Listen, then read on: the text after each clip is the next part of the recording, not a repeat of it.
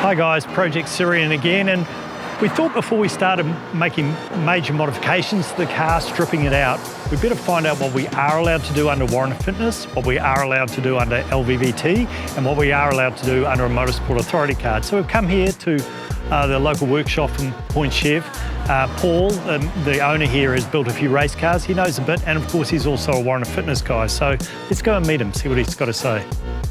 Paul, this is the Daihatsu Syrian. It's going to one day be a race car, so. It's very red, Dave. It's the right colour, right? It's race car red, you're correct. So we're going to do this in stages. So what I want to know is, what can I do under a warrant? What can I do under a Motorsport Authority card? And when do I have to get an LVVTA certification for it? Yep. So I guess one of the first things we'll do is we'll take the back seats out. Lose some weight? Yeah. To lose some weight. Yeah. So I guess I can do that, take the seat belts out and turn it into a van.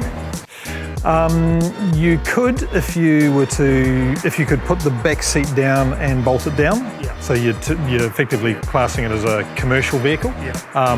And yeah, by all means you could do that. Taking them out? Taking them out,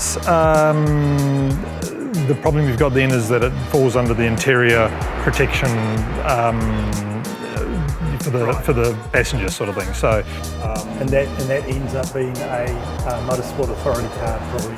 It actually would become an LVVTA certification. So legally you could do it, but you've got to get a cert to do it.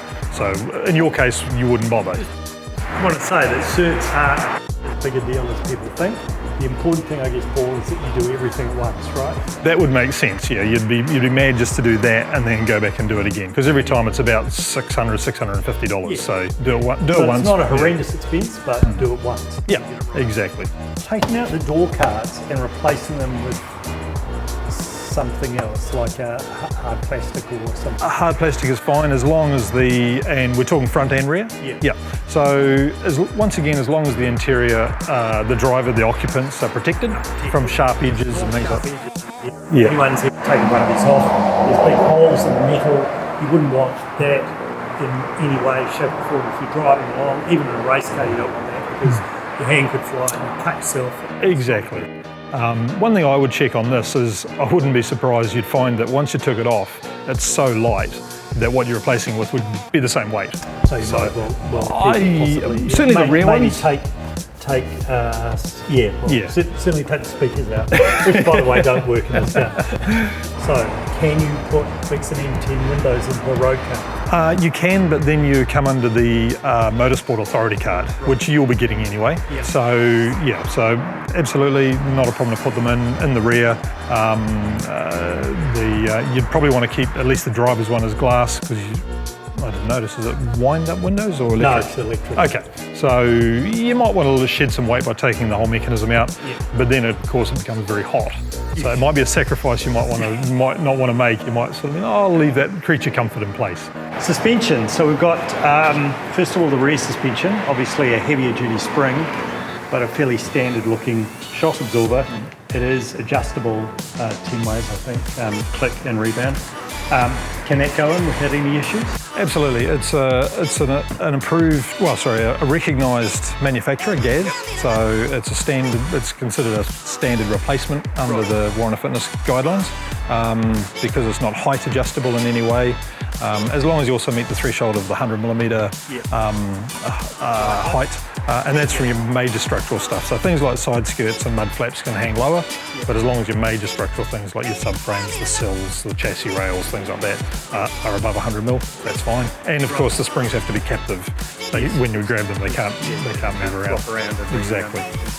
Yeah. And this nice piece of work here, which is non-adjustable. It's adjustable obviously, and there's a little adjuster up here for rebound, but non-adjustable in height. So once again, this direct replacement for the little. Absolutely, yeah. It's the same again. It's the same brand. It's a recognised brand. There's no certification needed for the for putting that in. Let's just have a look at the brakes. Obviously, these are the standard brake lines. Yep. A lot of people look to doing braided brake lines because they think it gives them better response. Yep. Is that okay on the car? Absolutely. So as long as they're crimped, not screwed together on a swage. So your proper crimped braided brake hose does make a good difference on your braking. It gives you a nice firmer pedal. Yep. Just gives you that confidence when you dive bombing under another guy. That you're going to pull up, and you get the same feel every time. Yeah. And when those rubber lines do get hot, they do tend to sort of swell a bit, so you get along the pedal. So good upgrade and cheap upgrade as well to give you better brakes. Yeah. And of course at the same time you upgrade your brake fluid to a .5, something like that. Great. All right. Well, looks like we've got some good solutions, and the next job is to actually get in there and start pulling weight out of the car.